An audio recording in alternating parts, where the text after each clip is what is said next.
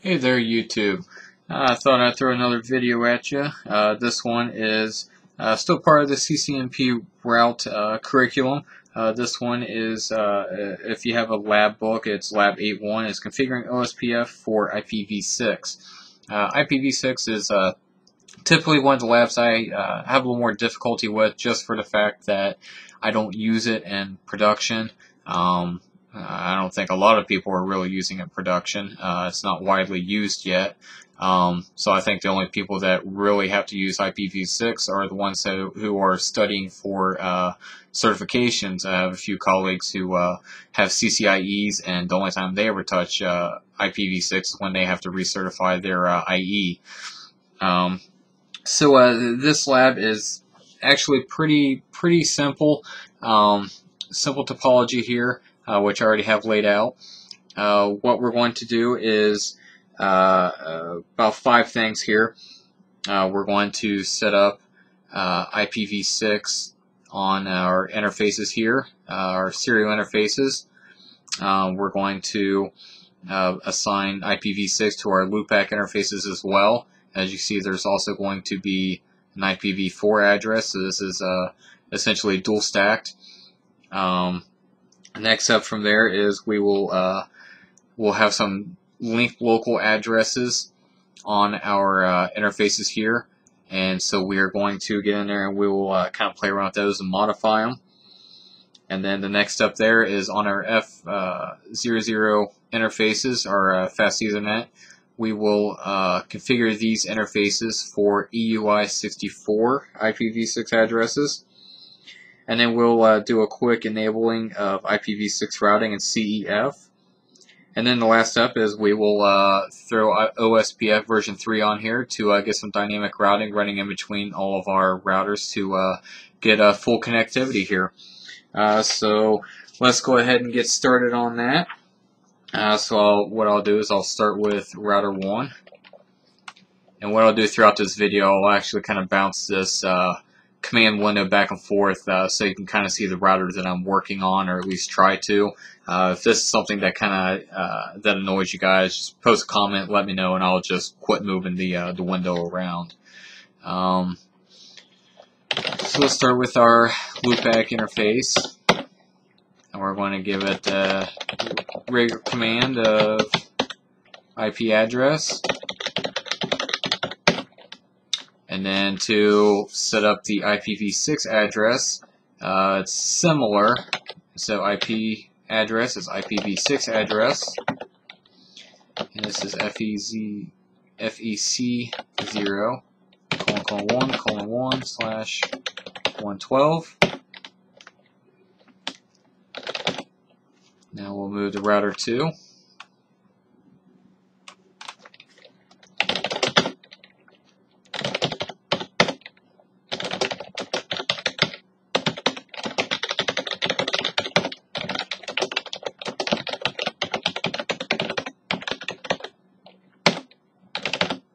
Alright, so we have IPv6 and IPv4 set up on that loopback interface. And we'll do router 3.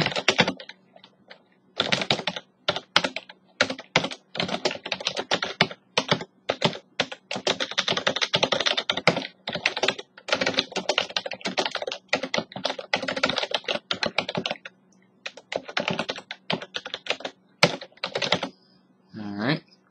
So now we have our interfaces set up, the loopback interfaces are set up. So now what we'll do is we'll go back through and we will configure the serial interfaces.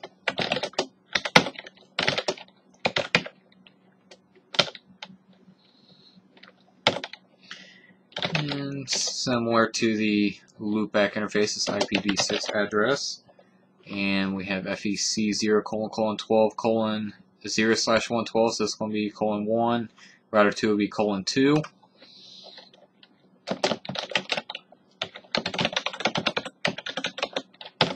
This is our DCE side, so we give it the clock rate command.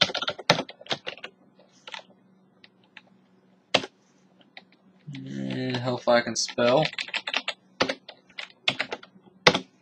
Alright. And a bandwidth command, make that 64. And last but not least, no shut. and that should come up. Alright. Now we will go to router 2. Actually, we need to do 001 right here. Almost forgot about them.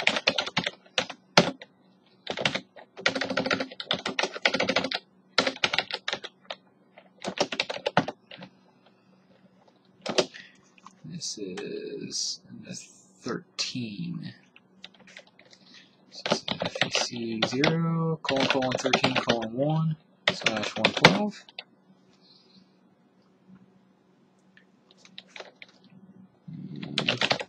Give it the old bandwidth command. No shut.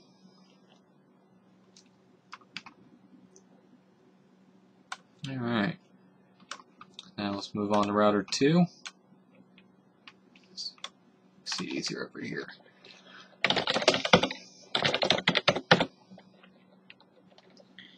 IPV6 address. FEC 0, colon 12. This is 2.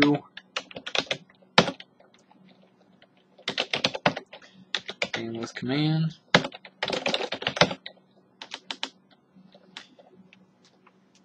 That is up. So now we will go to router 3. We're not going to do the fast Ethernet interfaces yet because we will configure those for EUI64 after this is finished and verifying connectivity.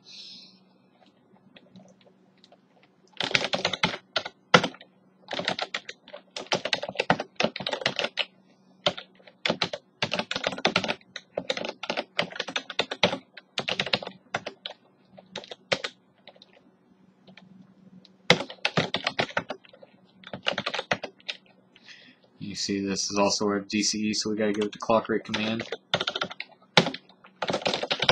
No shut. Alright, so that is up, so now we can verify connectivity. So router 3 only has connectivity right now to router 1. That was FEC 0, colon 13, colon 1. So we have connectivity there. Now we go to router 2. We'll do a FEC 0, colon 12, colon 1. That's good.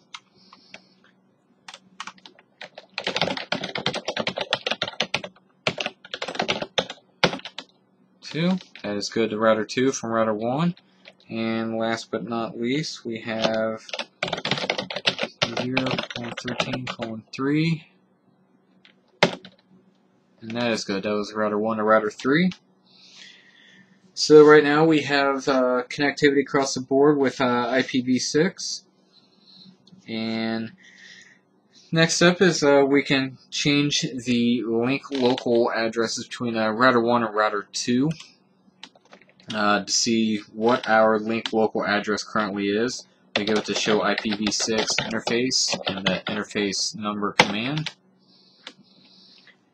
So saying IPv6 is enabled. Here's our link local address. And if we do the same thing on router 2, here's our link local address here. So if we want to, we can actually change these out, giving a link local command on it. Other than that, it looks fairly similar to just giving the interface a regular IP address, but you just give it a link local command at the end. So do IPv6 address, and we're going to make this FE80 colon 1, and we give it the link local command at the end. And we'll make it the router 2 will be FE80 colon 2 on the other side.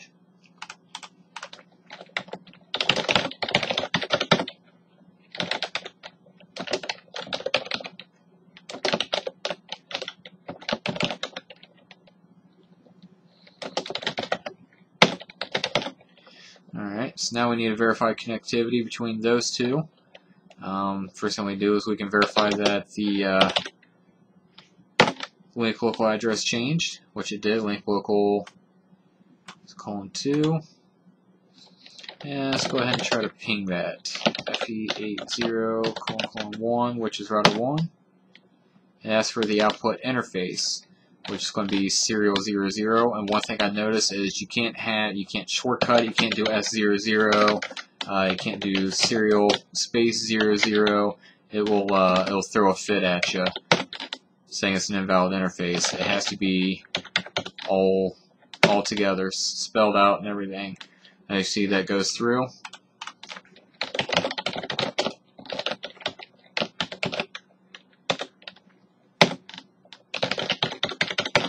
And that goes through.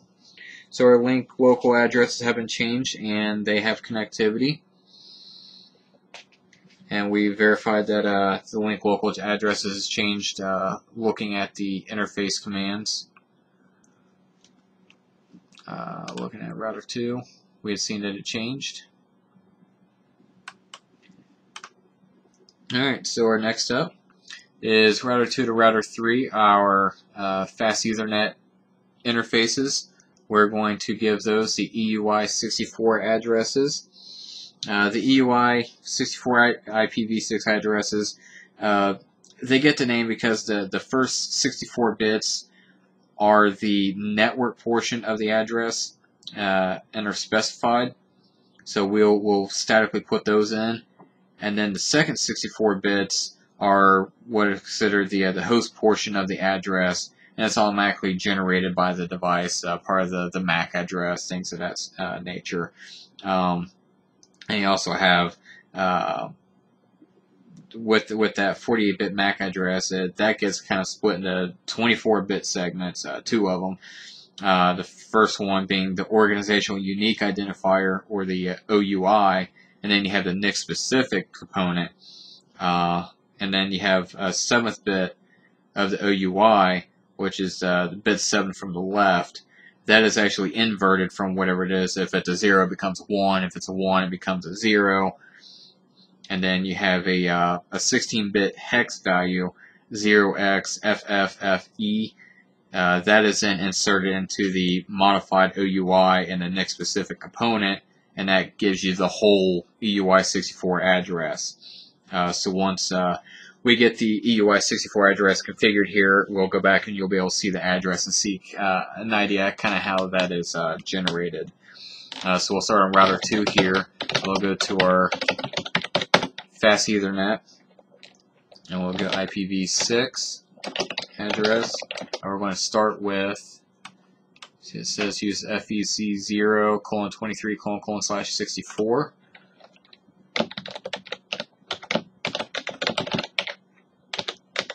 And at the end of this, we tell it as the EUI address. We do EUI-64. Give it another shot. Alright, that is up. Now what we can do is we can go back through and we can look at this interface and see how that address shows up.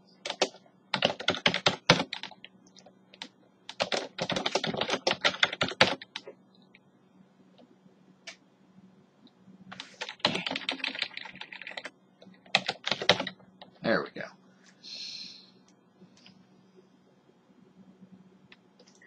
So we have our global address right here. So we did FEC0:23::.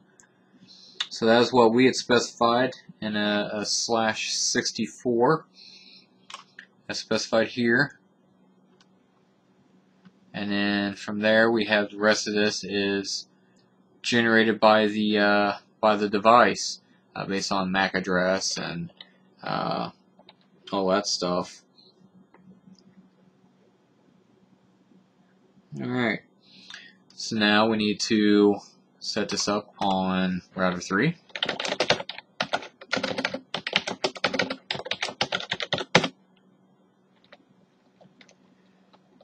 I'm going to do IPv6 address FEC0:23::/64 EUI-64.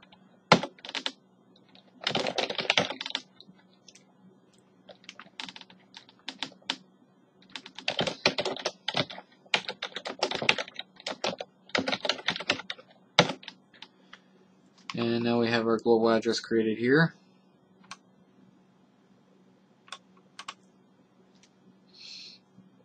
Alright.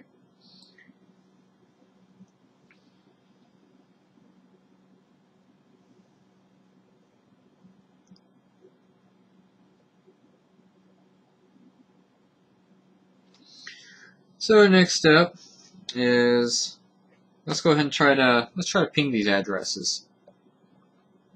So this is the address for router 3. So I need to ping this from router 2. And I'm going to copy and paste this because I don't want to type all that out. That's one thing I do hate about IPv6 is these huge long IP addresses. So that is good there. And now I'll copy this one. I'll go back over to router 3.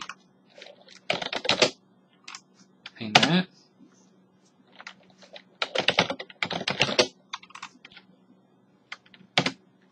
There we go. That pings, so that is good.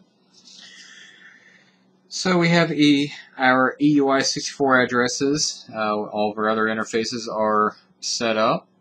So now we need to enable our IPv6 Unicast routing and our CEF.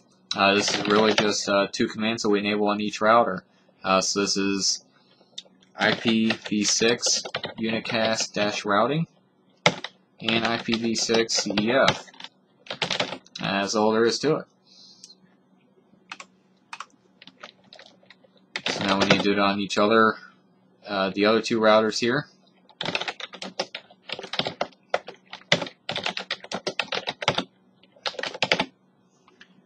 And router 1.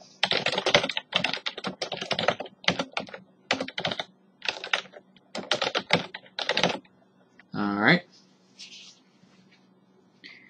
So we have CEF enabled, IPv6 routing's enabled on all of our routers. Last thing we have to do is let's get OSPF version 3 running. And the difference with OSPF with IPv6 compared to IPv4 is that the OSPF configuration is actually done on the interface level and is not done on the global config OSPF commands that you would typically do, going into config router OSPF process ID and then doing network commands through there and tying that to an area. It is all going to be done through the interface level on this. So let's start with router 1, and you'll see what I mean here. So right here, typically we would go, router OSPF 1, and we go into it from there.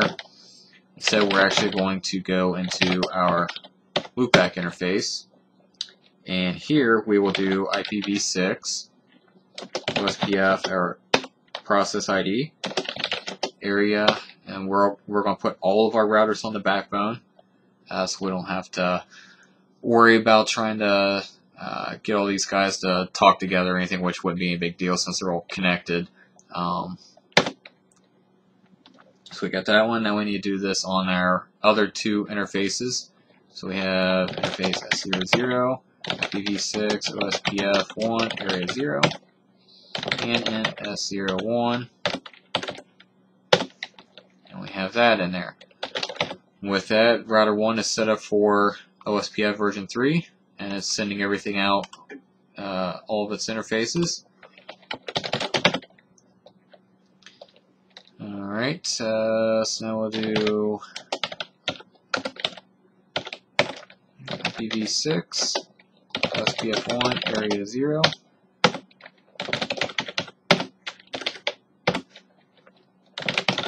And our fast Ethernet interface. And you see we already have a neighbor and an adjacency going on here between router 1 and router 2. So that's happy. And now we'll go to router 3, configure this.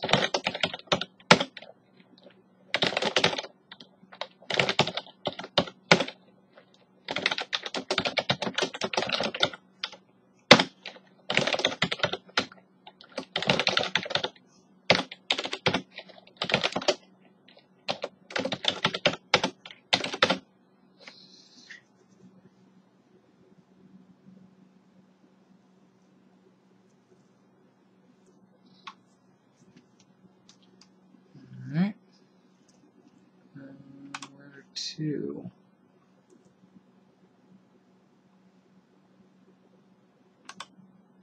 For some reason we didn't get an adjacency between our fast Ethernet interfaces. I almost wonder if one of them shut down. Up, up.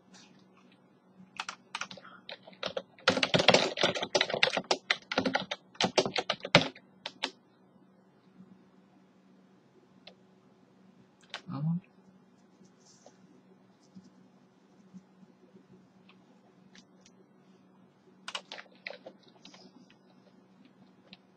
Okay.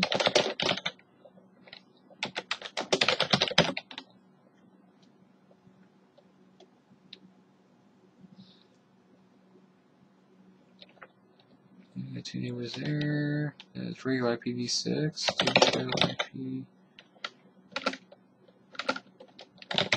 OSPF neighbor. Okay. I guess it just took it a second. I didn't see it give me the message that it came up. Yeah, there it is. Okay. I guess I was a little premature. So we have our 2 neighbors. So that is good. We can do the same thing on our other routers here. So that is up. FA00, and those are up. Now we can, from there, we could verify the routing table. We can do a show IPv6 route. And here's our IPv6 routing table. Looks slightly different, but still fairly easy to read. Your connected route. Here's your loopback. Here's your OSPF. So pretty easy to read here. And actually we have OSPF routes coming in here. So these are, yeah, we got a few local addresses here as well. Alright, so we can verify that on here.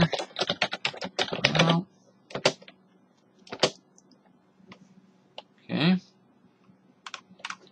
And show IPv6 route over here. Good there. Alright, so we have our routing tables filled up. Looks like we have our neighbors in OSPF. To verify connectivity all the way across, we can always run a TCL script. In case you guys aren't familiar with the TCL scripts, pretty easy. Just type in the command TCLSH for each, and then address, and then open bracket, have all your addresses that you want to ping on the network, close bracket, open again, ping, and this is going to be your variable address, which is going to tie up to here. Close it out, hit enter, it'll just run a ping, kind of script it out for you. Make it a little easier instead of trying to type these addresses into each and every router. That gets to be a little monotonous. That, ping across. Our pings are all successful across the full network. That is good. And there you go. So we have full connectivity. OSPF has adjacencies all the way across. We're using IPv6 all the way across now. So it looks like we are successful in completing this this challenge here. So it looks like everything's good. If you guys have any questions or anything, hit me up, comment. Please like and subscribe. Let me know I'm doing okay on this. And as always, thank you guys for watching.